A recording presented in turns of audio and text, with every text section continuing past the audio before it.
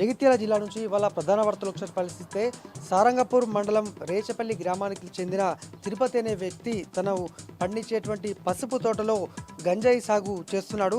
విశ్వసనీయ సమాచారం అందుకున్న సారంగపూర్ పోలీసులు నిందితుడిని అదుపులోకి తీసుకొని ఆ పంటను పరిశీలించగా దాదాపు ₹1,00,000 విలువ గల చెట్లను ఆన్లైన్ ద్వారా కొనుగోలు చేసి గంజాయి పంట సాగు చేస్తున్నట్టయితే పోలీసులు గుర్తించి నిందితుడిని రిమాండ్కు తరలించారు. అయితే ఇంకా ఇతర ప్రాంతాల్లో ఎక్కడైనా సాగు చేస్తున్నాడా, కేవలము ఈ ₹1,00,000 విలువ గల పంటలే ఉన్నాయన్న కోణంలో కూడా పోలీసులు మరోవైపు దర్యాప్తు చేస్తున్నారు. జగిత్యాల జిల్లా వ్యాప్తంగా రోజుకో చోట గంజాయి పట్టుబడుతుండగా తాజాగా ఏకంగా మొక్కల పెంపకమే పట్టుబడము కలకలం రేపుతోంది.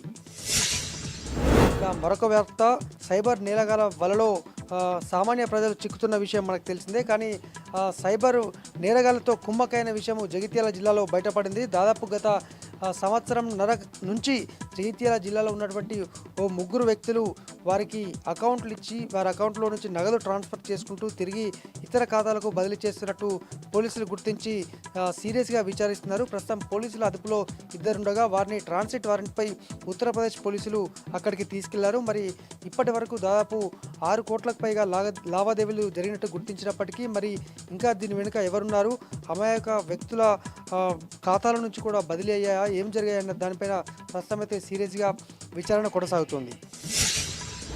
జగిత్యాల జిల్లా వ్యాప్తంగా కుక్కల బెడద రోజు రోజుకు తీవ్రమవుతోంది. గత బీఆర్ఎస్ ప్రభుత్వ హయాంలో కుక్కల నియంత్రణ కోసము దాదాపు 60 లక్షలతో ఒక ఆసుపత్రిని, వన్యప్రాణి సంరక్షణ కేంద్రాన్ని నిర్మించినప్పటికీ దాన్ని పూర్తి స్థాయిలో వినియోగించట్లేదని మనకు అర్థమవుతుంది. ఎందుకంటే నిత్యం గ్రామాల్లో అలాగే పట్టణంలో ఎక్కడో చోట కుక్కల దాడులు జరుగుతూనే ఉన్నాయి. పిచ్చి కుక్కల దాడిలో గాయాల పాలు అవుతూనే ఉన్నారు. మరి ఆ కుక్కలను రోజు 20 నుంచి 30 కుక్కలను తీసుకెళ్తున్నప్పటికీ తిరిగి మళ్ళీ ఆపరేషన్ అనంతరం తిరిగి అదే ప్రాంతంలో వదిలేయడంతో వాటి బారి నుంచి పిల్లలను అలాగే పెద్దలు కాపాడుకోలేక సతమతం అవుతున్నారు.